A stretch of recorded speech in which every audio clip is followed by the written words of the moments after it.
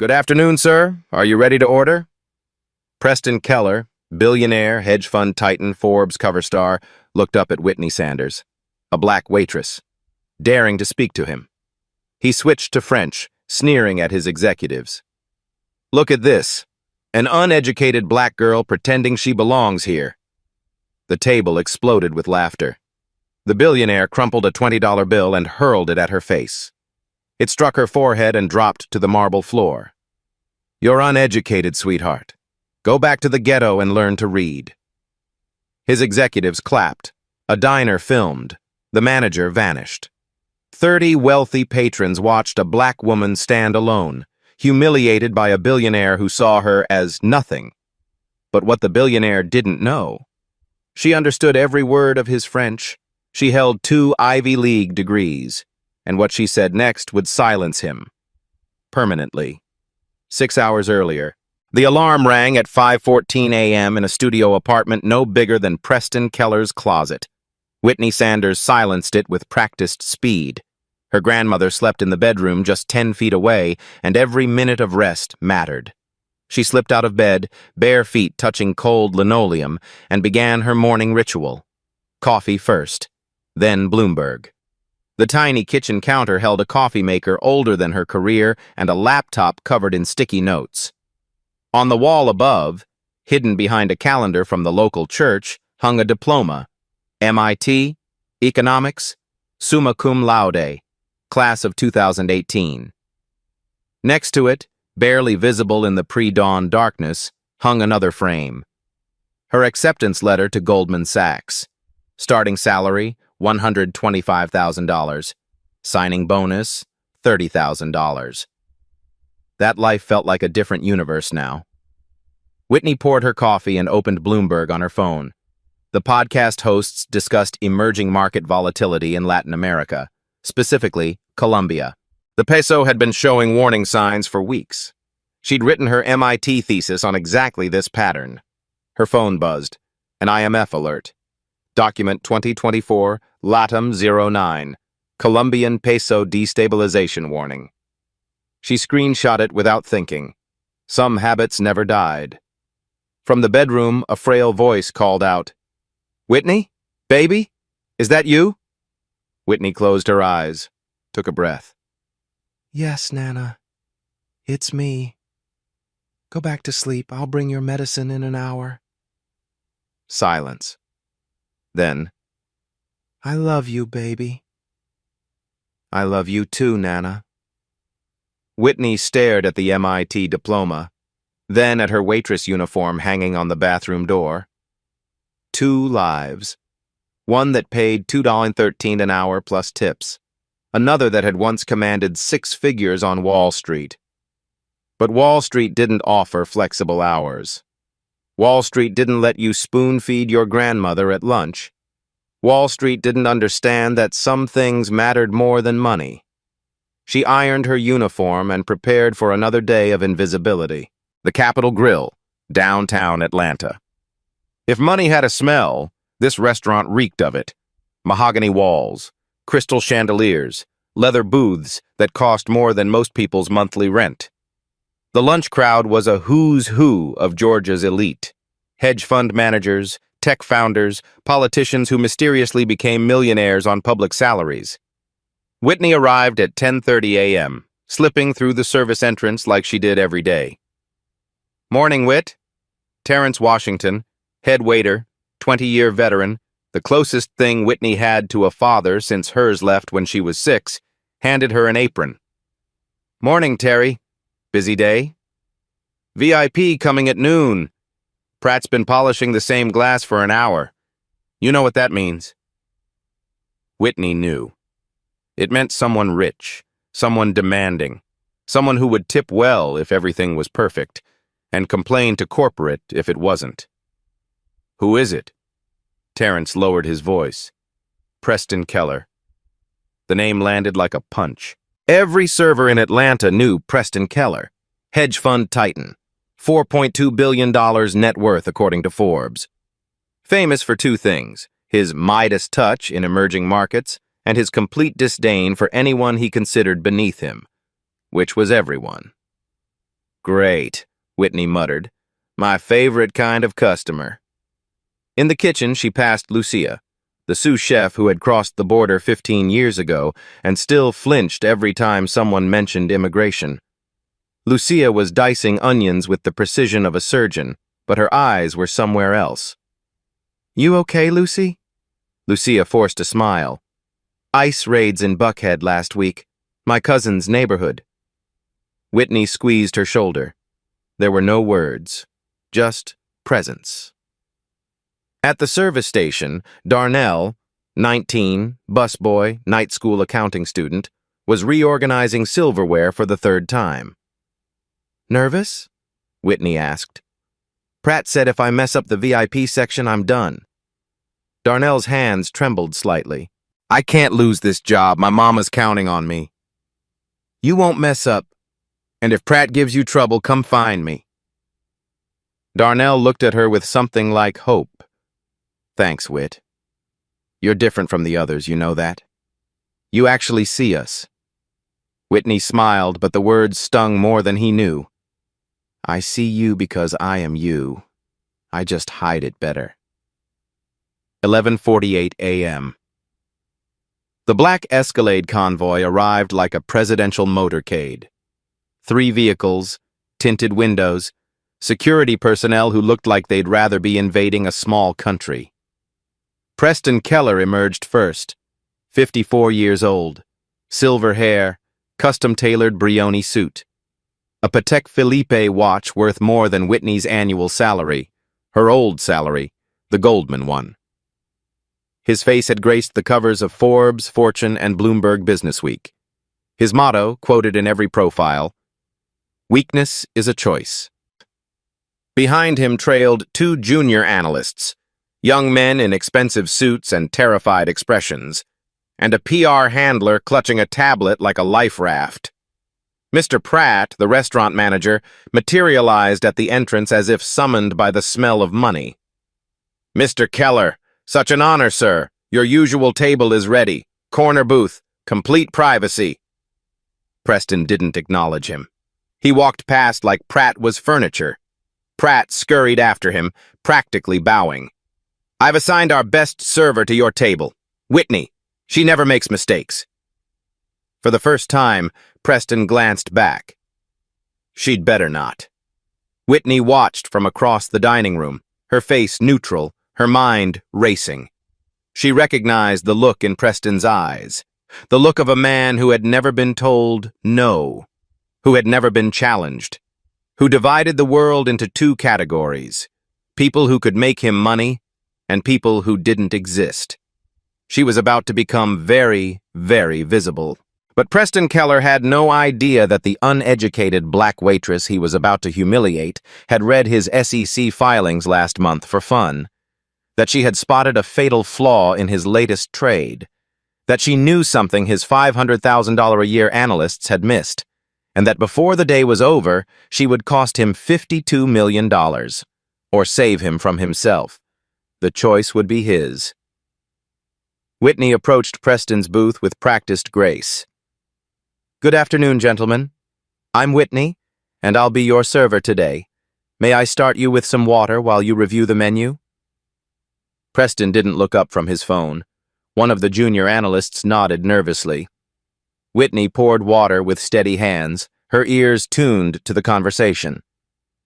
The Orinoco deal closes Monday, Preston was saying. Hostile takeover. Their board doesn't even see it coming.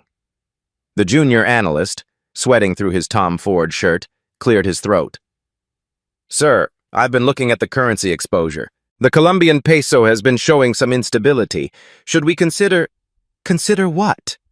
Preston's voice could have frozen the water Whitney was pouring. I didn't build a $4 billion fund by listening to accountants. The peso has been stable for months. The models say we're fine. But, sir, the IMF is a bureaucracy staffed by people who couldn't make it in the real world. We're moving forward. End of discussion. Whitney's hand trembled slightly. The IMF alert she had screenshot that morning flashed in her mind. Document 2024, LATAM 09. Colombian peso destabilization, imminent. She knew this pattern. Her MIT thesis, Commodity Volatility and Currency Collapse in Latin American Emerging Markets, had analyzed exactly this scenario. The peso wasn't just unstable, it was a bomb, and Preston Keller was about to pour gasoline on it. But it wasn't her place to speak. She was the help, invisible, uneducated. She finished pouring water and retreated to check on other tables. Not my problem, she told herself. Let the billionaire burn. But her grandmother's voice echoed in her head. Being better than someone isn't beating them, baby. It's being yourself, anyway. Whitney pushed the thought aside. She had tables to serve. The sommelier recommended a 2015 Chateau Margaux. Preston ordered it with a dismissive wave, a $900 bottle, chosen not for taste but for status. Whitney presented the bottle as protocol demanded. Preston sniffed, swirled, sipped, and spat. The wine sprayed across the white tablecloth. Diners at nearby tables turned to stare. "This is corked," Preston announced loudly. "Completely undrinkable. Are your people incompetent or just cheap?" Whitney kept her voice calm. "Sir, with respect, the wine isn't corked. What you're tasting is Brettanomyces, a yeast compound common in Old World Bordeaux. It's actually a marker of authenticity from traditional fermentation. Many collectors prize. Did you just correct me?" The temperature in the room dropped 10 degrees. Preston leaned forward, his eyes narrowing. Did a waitress, a black waitress, just try to educate me about wine? The junior analysts stared at their plates. The PR handler typed furiously. Nearby diners had stopped pretending not to watch. Mr. Pratt materialized instantly, his face pale. "Mr. Keller, I am so sorry. Of course we'll replace the bottle immediately. Whitney, step back. Now." Whitney stepped back. Her hands were steady. Her heart was not. She had crossed a line. She knew it. But she couldn't stand there and let him be wrong. Not about wine. Not about anything. "Pride goeth before the fall," her grandmother used to say. Whose pride? Whitney wondered. His or mine? Preston Keller was not accustomed to being corrected. He was certainly not accustomed to being corrected by the help. And he was absolutely not going to tolerate it from an uneducated black waitress. He reached into his wallet and pulled out a $20 bill. Slowly, deliberately, making sure everyone was watching, he crumpled it into a ball. Then he threw it at Whitney's face. It struck her forehead, a small violence, but a violence nonetheless, and fell to the marble floor. "Here's a tip, sweetheart." His voice carried across the silent restaurant. "Use it to buy yourself a GED, or better yet, go back to the ghetto and learn to read first." The junior analysts laughed nervously. A woman at the next table raised her phone, recording. Other diners whispered to each other, smirking. Mr. Pratt looked at the ceiling as if searching for divine intervention. No one spoke. No one defended her. Whitney Sanders, MIT graduate, former Goldman Sachs analyst, fluent in French, Spanish, Mandarin, and Portuguese, stood alone in a room full of people who saw only her apron. She bent down slowly, picked up the crumpled bill, smoothed it with deliberate care, and placed it back on Preston's table. Then she spoke, in flawless French. "Monsieur, je parle français couramment, et 4 autres langues. J'ai également obtenu mon diplôme summa cum laude du MIT en économie." Preston's smirk flickered. Whitney switched to English, her voice calm and clear, carrying across the silent room. "But I appreciate the tip. I'll put it toward the $52 million you're about to lose on the Orinoco deal.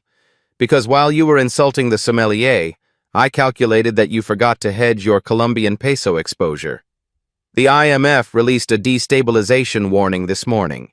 Document 2024, LATAM 09. But I'm sure a man of your education already knew that." She paused. "Enjoy your Bordeaux, sir. It really is an excellent vintage."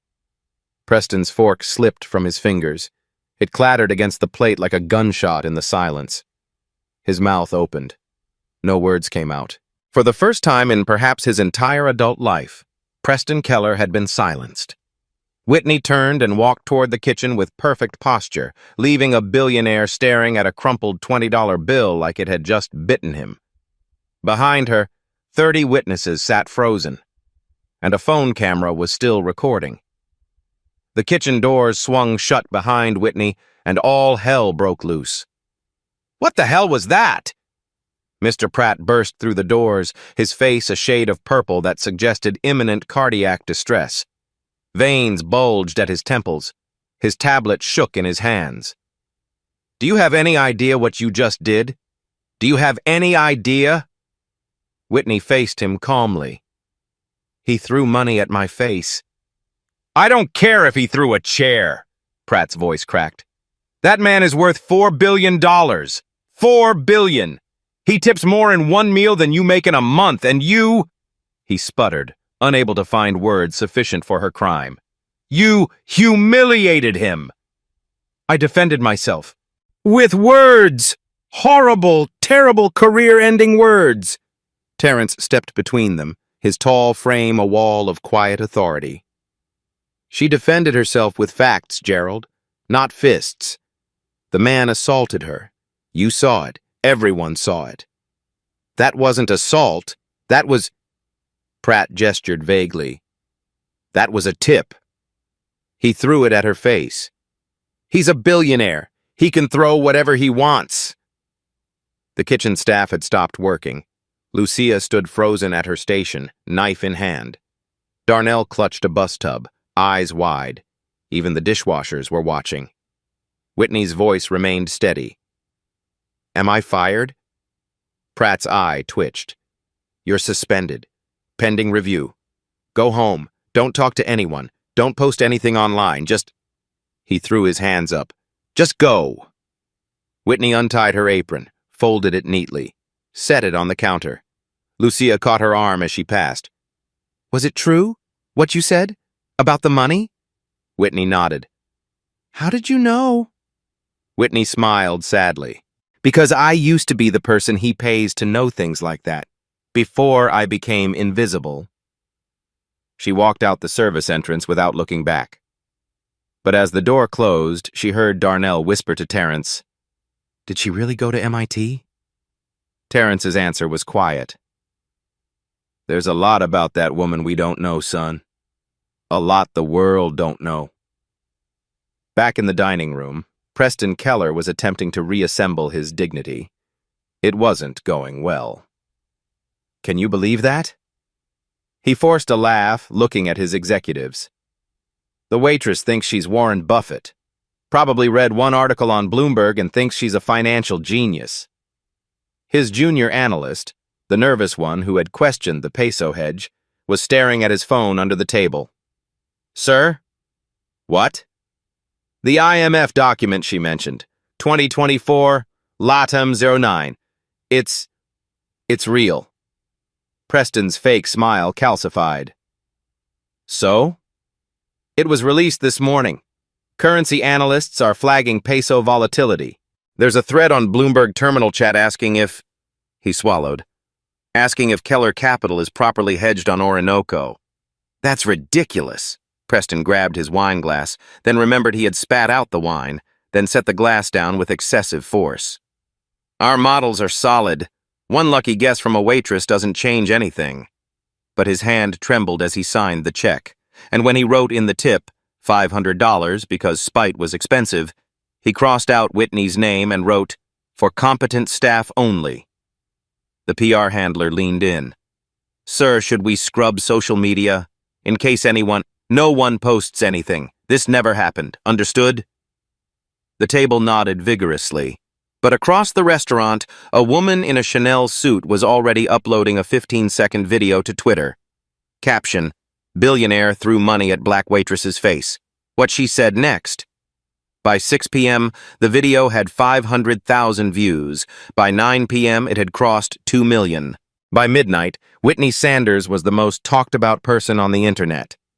Queen absolutely bodied him. She said MIT? And he called her uneducated? I'm screaming.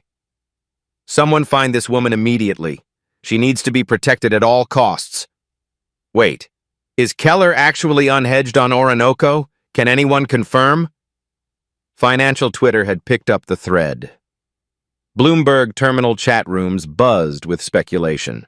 Hedge fund analysts who had never heard of Whitney Sanders were suddenly Googling Orinoco lithium peso exposure. Preston Keller's PR team was in full crisis mode, issuing statements that made things worse. Mr. Keller's interaction with the restaurant staff was taken out of context. The ratio was brutal.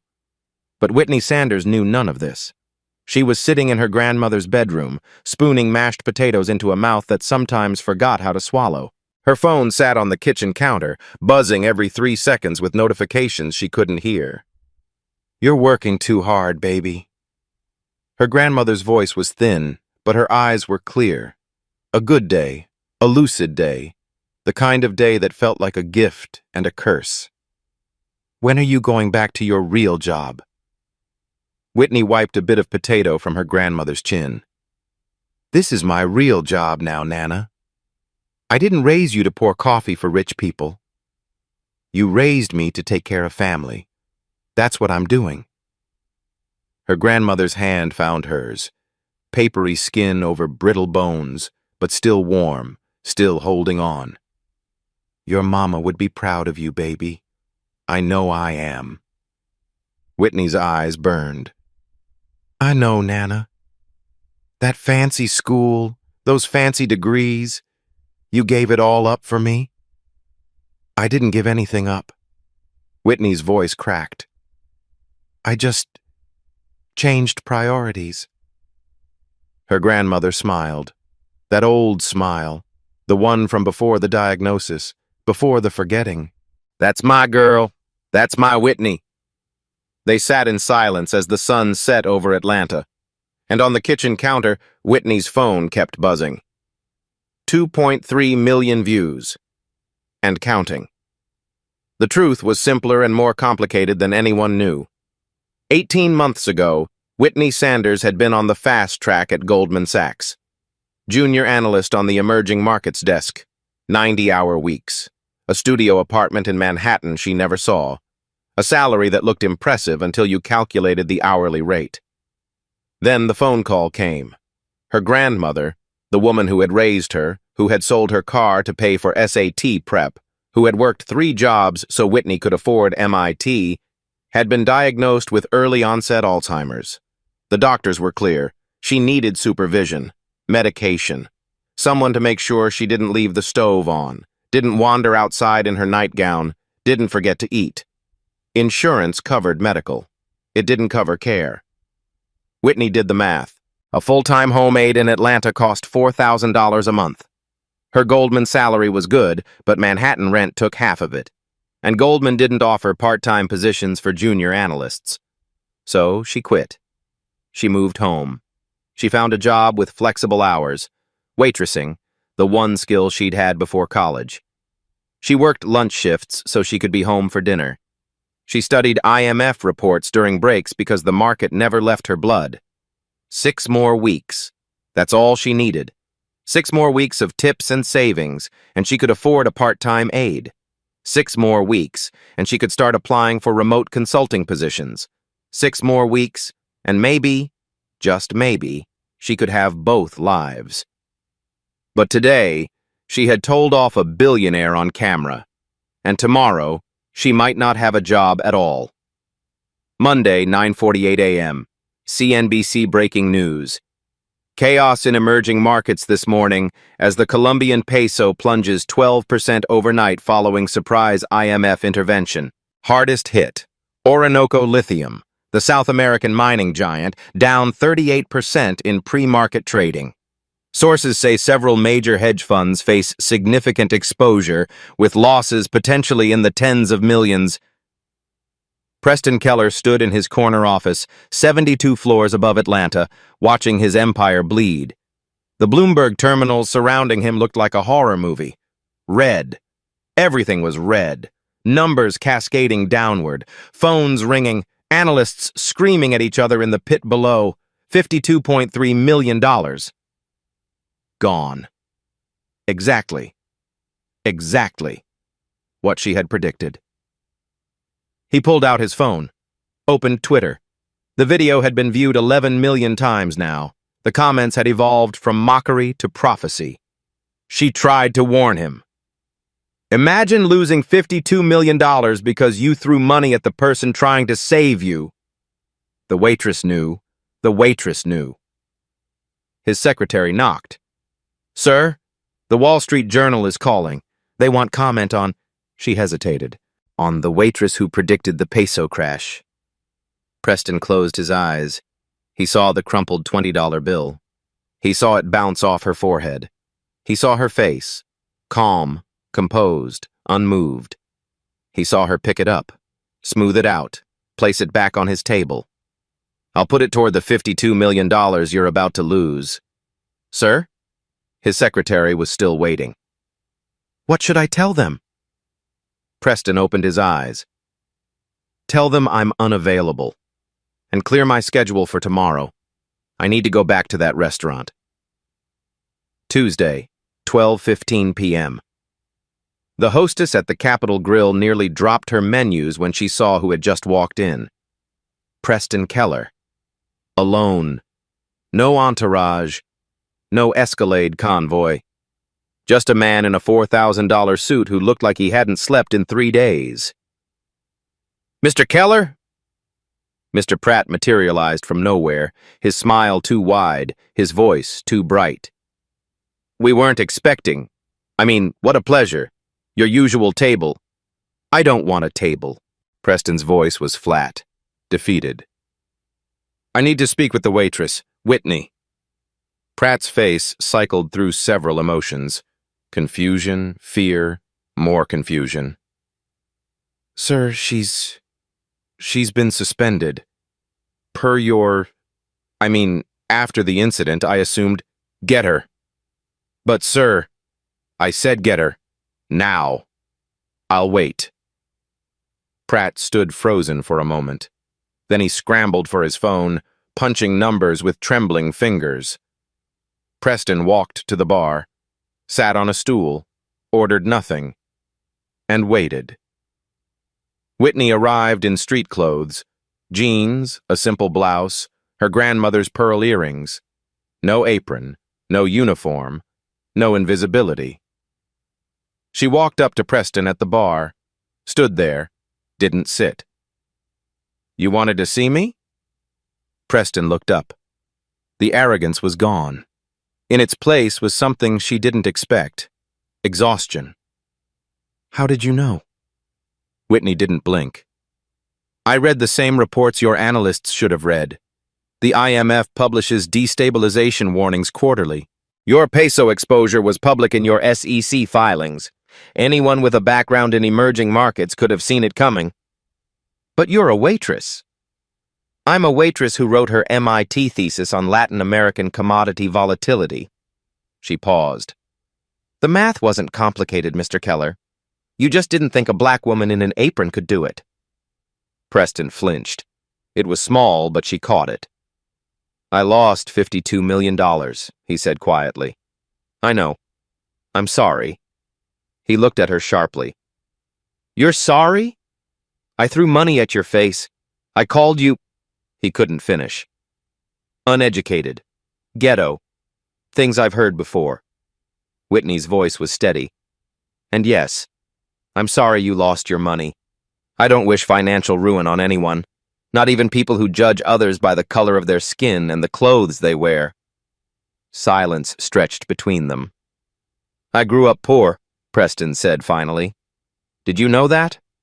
My father was a janitor. I scrubbed toilets to pay for community college. He stared at his hands. I don't know when I became... this. Whitney said nothing. Sometimes silence was the only answer. Preston reached into his jacket and pulled out a business card, slid it across the bar. I want to hire you. Senior analyst. $190,000 starting. Full benefits. Your grandmother... He hesitated. I looked you up. I know why you're waitressing. I'll cover her care personally. Whitney looked at the card. She didn't touch it. No. Preston blinked. No? I'm offering you your career back. You're offering me a job working for a man who threw money at my face and called me uneducated in front of 30 people. She met his eyes. A job won't fix that. Then what will? Whitney considered him. This broken billionaire. This man who had humiliated her, who had reminded her of every person who had ever looked at her skin and assumed they knew her story. An apology, she said finally. Done. I apologize. Not to me privately. Not in a press release written by your PR team. She gestured at the restaurant around them. Here, in this dining room, in front of the same staff you humiliated me in front of. Say it out loud. Say you were wrong.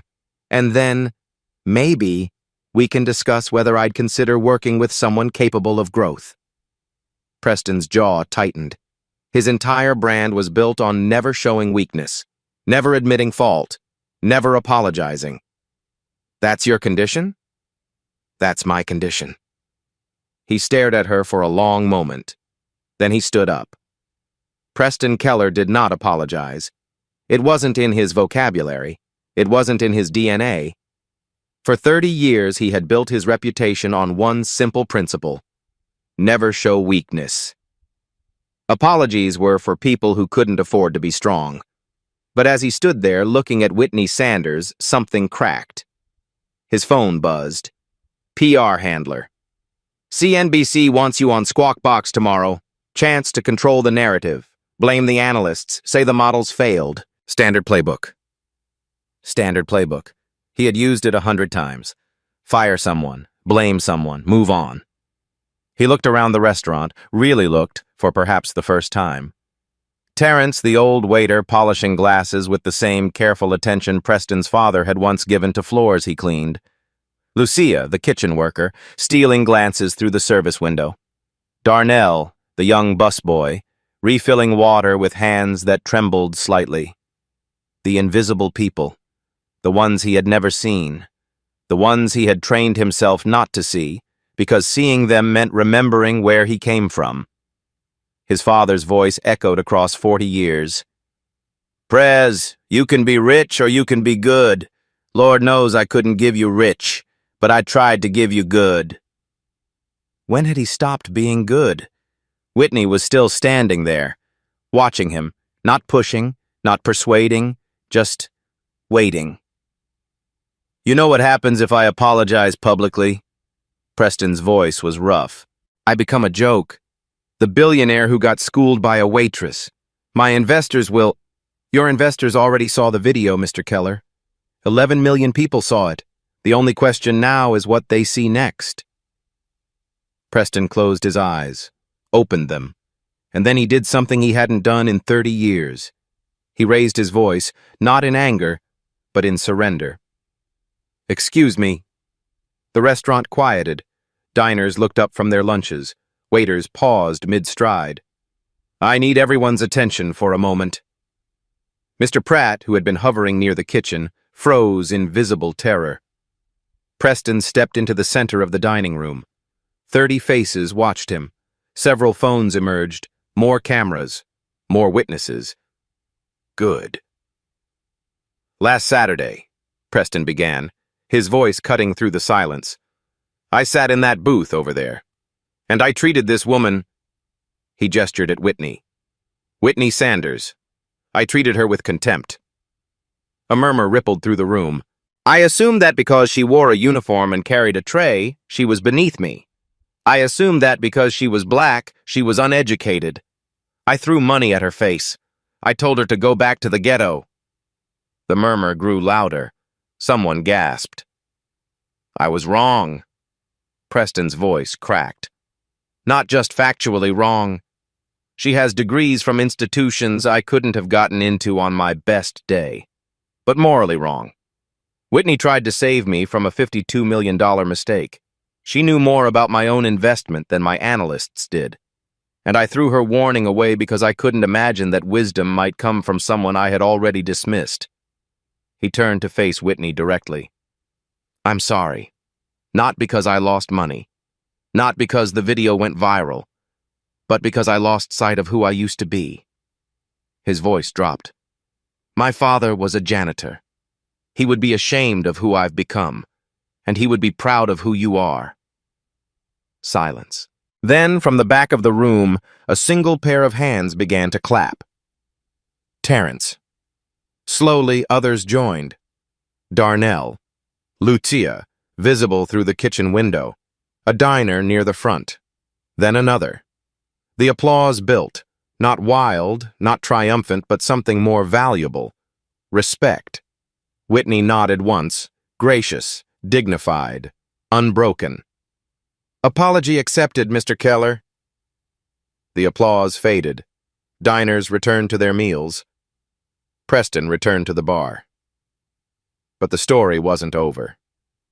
Mr. Pratt cornered Whitney in the hallway near the restrooms, his face twisted with barely suppressed fury. That was quite a performance. His voice was a hiss. Very touching. Very viral, I'm sure. But nothing has changed. You're still suspended. And after that stunt you pulled last week, corporate wants your termination processed by Friday. Whitney stared at him. He just apologized, publicly. I've done nothing wrong. You embarrassed a client.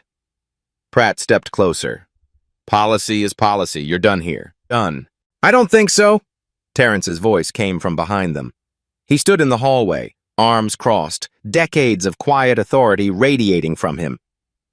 She's done? Terrence said. Fine. Then I'm done too. 20 years, Gerald.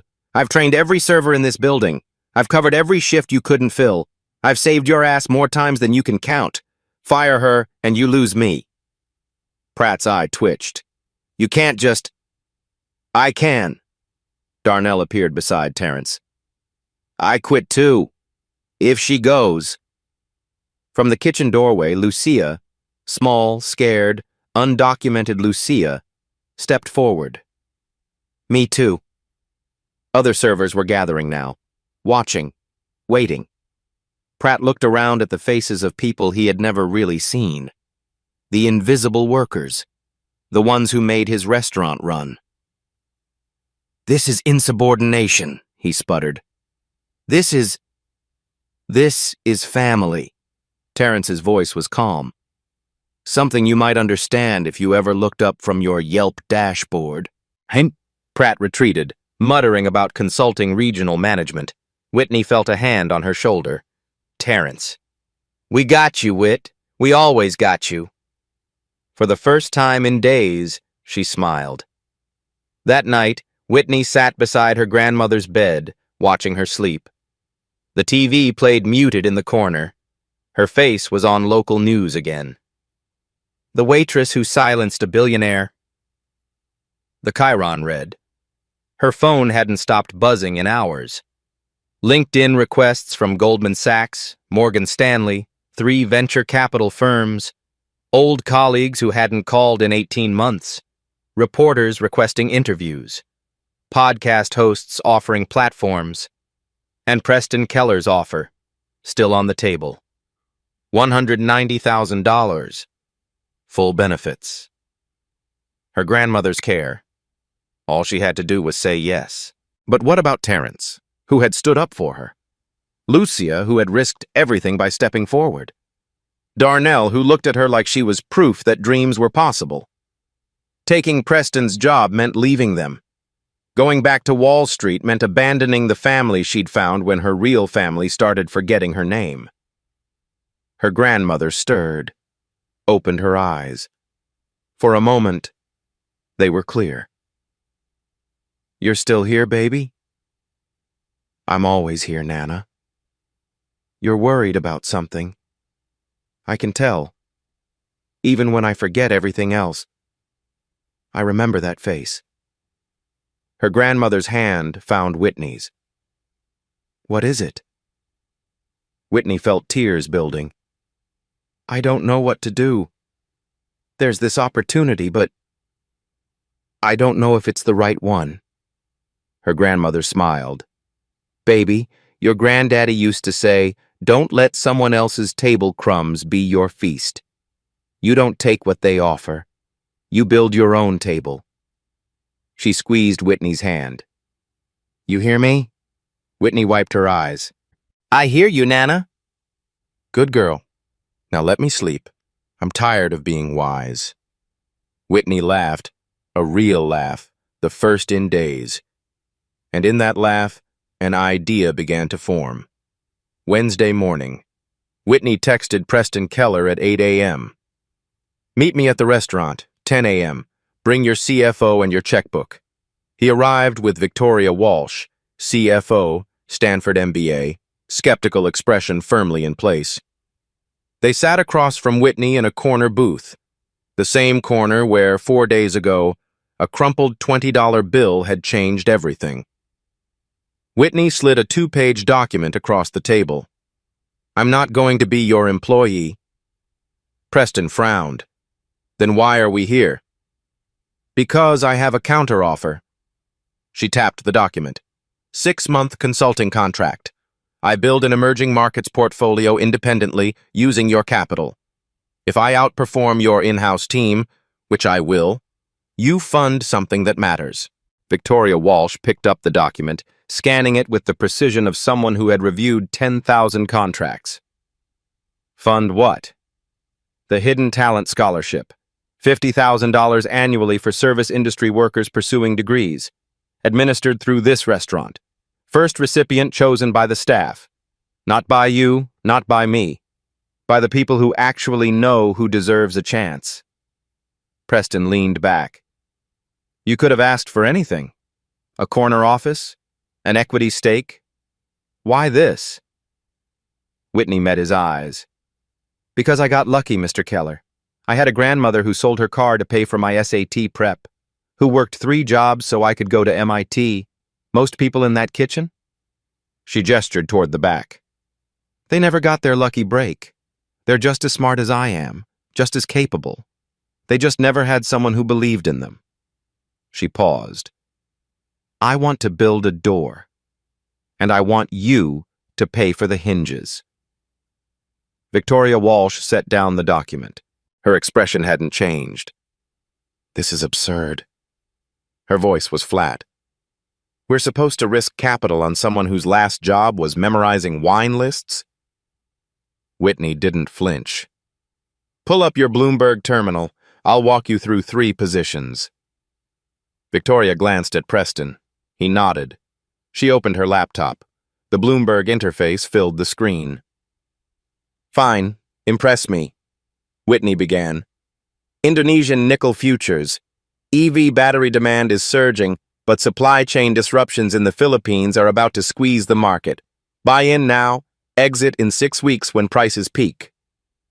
Victoria ran the model. Her eyebrow twitched. Brazilian real options. Agricultural export boom from soybean demand in China. The real is undervalued by roughly 8%. Hedge against the dollar and ride the correction. Victoria typed. The numbers aligned. Chilean copper ETF. Green infrastructure spending globally is accelerating. Copper is the new oil. 12-month hold, minimum 15% return. Victoria stared at the screen, then at Whitney, then back at the screen. She's not wrong. The words seemed to cost her. The thesis is sophisticated. Preston almost smiled. How long have you been building this? Every morning since I started waitressing. Whitney shrugged. Bloomberg podcast at 5 a.m., IMF reports during lunch breaks, SEC filings before bed. Just because I stopped working in finance doesn't mean I stopped understanding it. Preston extended his hand across the table. 6 months. Prove me wrong about you twice, Ms. Sanders. Whitney shook it. I intend to. The next 4 weeks changed everything. Whitney worked double duty, waitressing during lunch shifts, running models during every spare moment. Her laptop became a permanent fixture at the service station. Terrence would find her between tables, staring at charts, muttering about currency correlations. You're going to burn out, he warned her. I'm going to build something, she replied. And she did. Her portfolio gained 11.4% in 4 weeks. Preston's main fund gained 2.1%.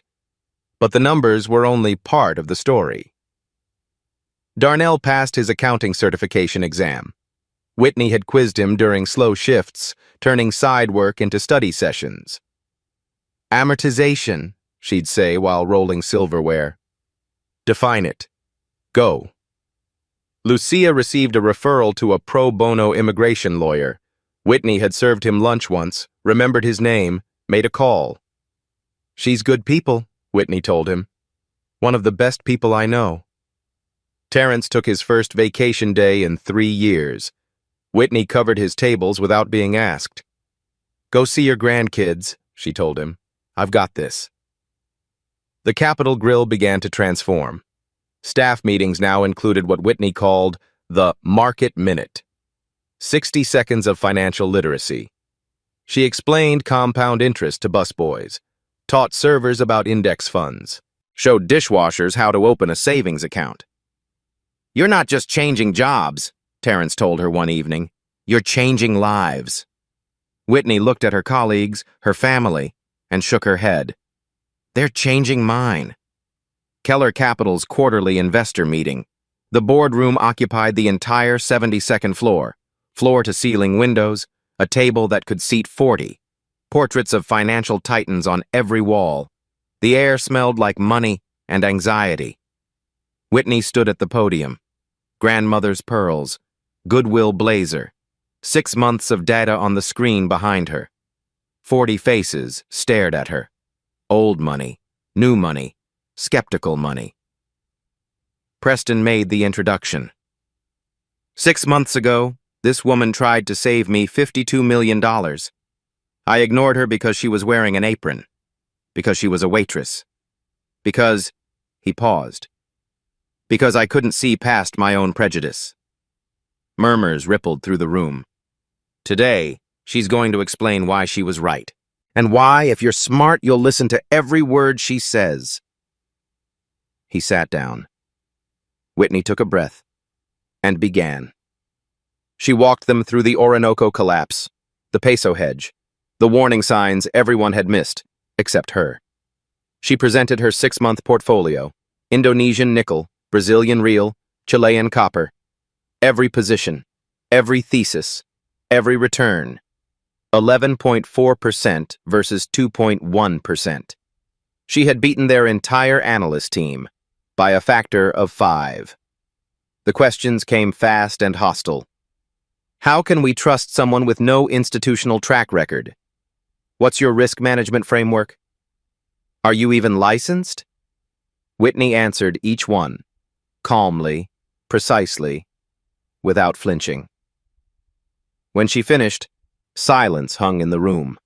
Then one gray-haired investor, a man who had made his fortune in oil and lost none of his Texas directness, stood up and began to clap. Others followed. A standing ovation. For a waitress. In a room full of billionaires. After the meeting, the Texan approached Preston. Where the hell did you find her? Preston smiled. She found me. By being right when I was wrong, and having the dignity not to gloat about it. The Capitol Grill had never hosted a press conference, but there was a first time for everything. Local news cameras crowded the dining room. Preston stood at a makeshift podium, looking uncomfortable in a way that money couldn't fix. Keller Capital is proud to announce the Hidden Talent Initiative, a $50,000 annual scholarship for service industry workers pursuing higher education. He stepped aside. Whitney took the microphone. This scholarship exists because someone once looked at me and saw only my uniform. He saw a black woman with a tray and assumed he knew my entire story. She paused. He was wrong, but he's not here today because he was wrong. He's here because he was willing to be right. Eventually. Laughter rippled through the crowd. The first recipient was chosen by the staff of this restaurant. Not by me, not by Mr. Keller, by the people who work beside them every day, the people who know who deserves a chance. She turned toward the kitchen. Darnell? Would you come out here? Darnell emerged, eyes wide, wearing his busboy uniform because no one had told him to change. He walked toward Whitney like he was dreaming. She handed him the ceremonial check. $50,000. Enough for 2 years of tuition. Enough to change a life. This is for a young man who studies accounting textbooks on his lunch breaks, who covers shifts without complaining, who once asked me if people like him could ever be anything more than what the world tells them to be. Her voice softened. This is your answer, Darnell. Yes, you can. Darnell stared at the check. His hands trembled.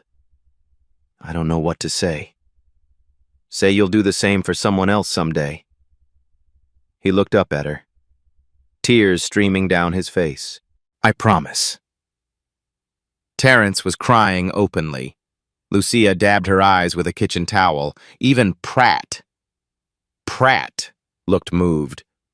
The cameras flashed. The moment captured forever. Tomorrow's headline. Waitress who silenced billionaire launches scholarship for invisible workers. That evening, Whitney sat beside her grandmother's bed.